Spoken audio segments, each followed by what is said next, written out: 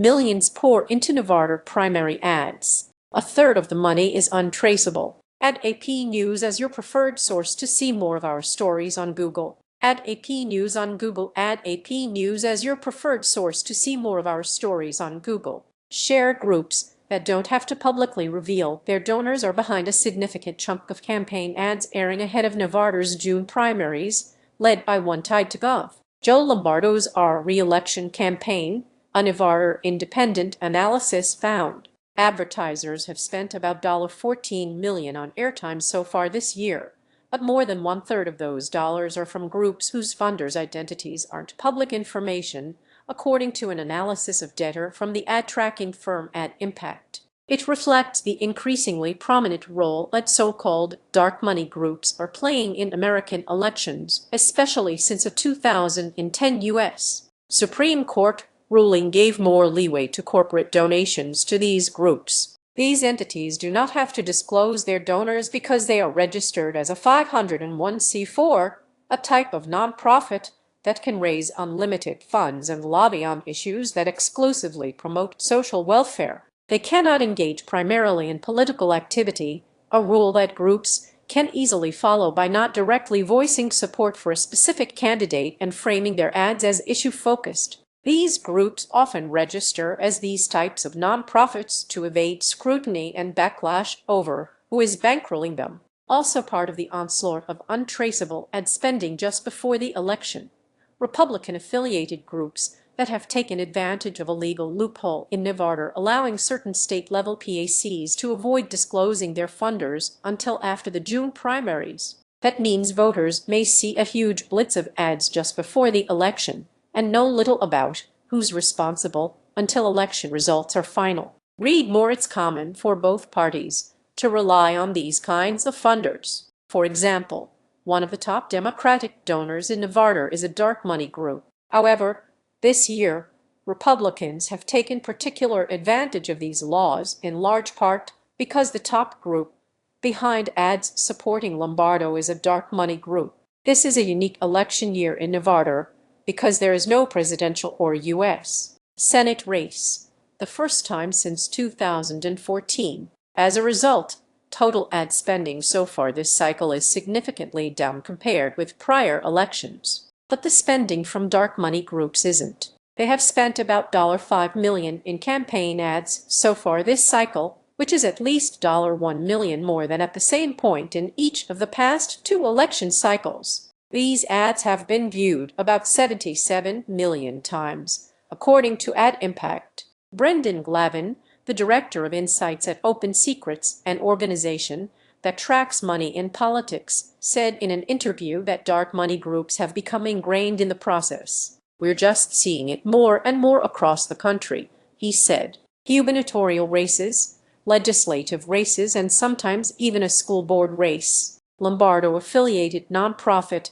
is top dark money group. The Service First Fund is far and away this year's leading advertiser in Nevada. With about $4 million already spent, the group is responsible for more than half of the ad spending in Nevada's governor race. Although the Service First Fund has spent money on ads before, this year marked a dramatic escalation. Through 2025, it had spent about $334,000 on ads seeking to boost Republican candidates for the legislature, but it has spent about 12 times as much money in the past 5 months alone on ads backing Lombardo. Lombardo's campaign did not respond to a request for comment. The nonprofit began as a way to fundraise for Lombardo's inauguration in early 2022 before rebranding into an arm of his political machine. Because it is a 501c4, it does not have to disclose its donors. However, a look at other nonprofits' tax filings provide a small window into who is bankrolling it.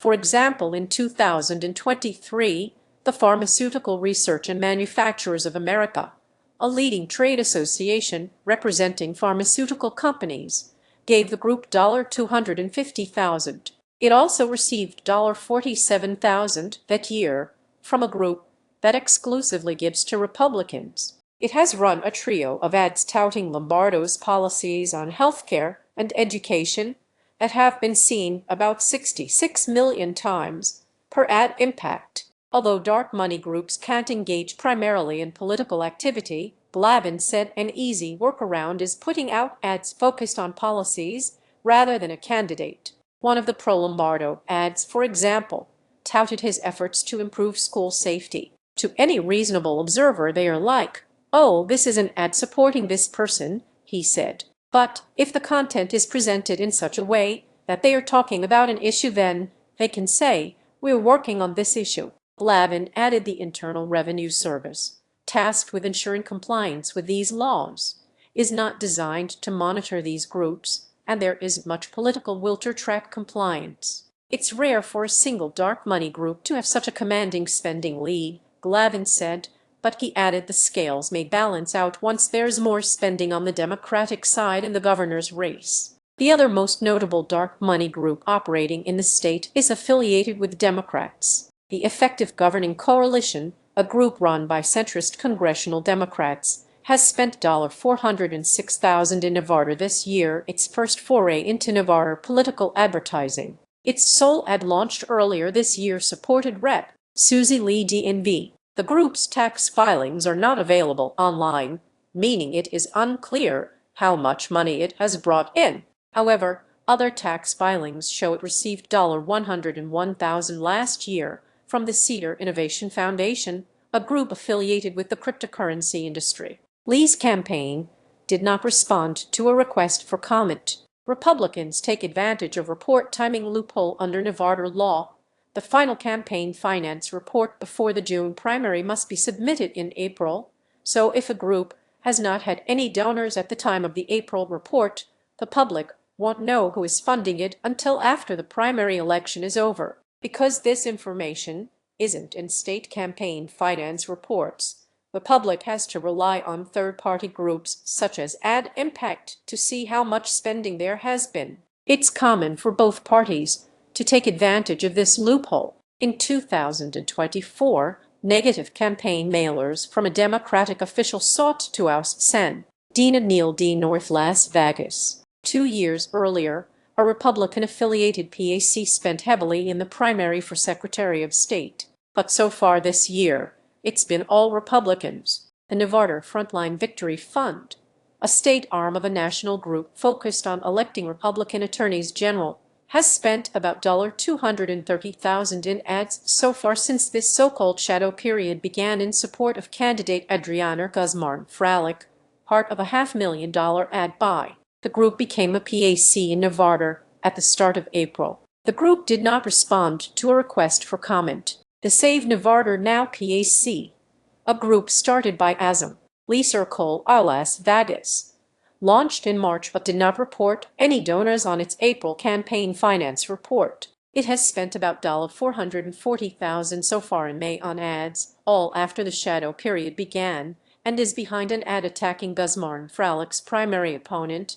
Danny Tarkanian. Together, these two groups are responsible for more than 90% of ad spending so far in support of Guzman-Fralick. Both groups did not respond to requests for comment. Guzman-Fralick's campaign declined to comment. In the Democratic primary for Attorney General, there are no so-called shadow PACs, but a key group opposing Treasurer Zach Canines' leadership in Nevada, which has essentially been defunct for the past few years. It's unclear if the donors behind these ads have been disclosed on previous campaign finance reports. The PAC does not have to disclose how much cash it has, but in its decade of existence, it has received about $300,000 more contributions than payments it has made. Megan Jones, a Democratic political operative behind the PAC, did not respond to questions about the group's activity. Another new PAC is not in airwaves but mailboxes. Clarity 775, a group run by Azam Greg Koenig Affolin, is behind mailers supporting Republican Stacey Woodbury in her bid for Assembly District 40. Koenig did not say who the donors are, but he told the Indy they are helping fulfill the PAC's mission of representing Northern Nevada, as many other groups are based in Southern Nevada. This story was originally published by the Nevada Independent and distributed through a partnership with the Associated Press.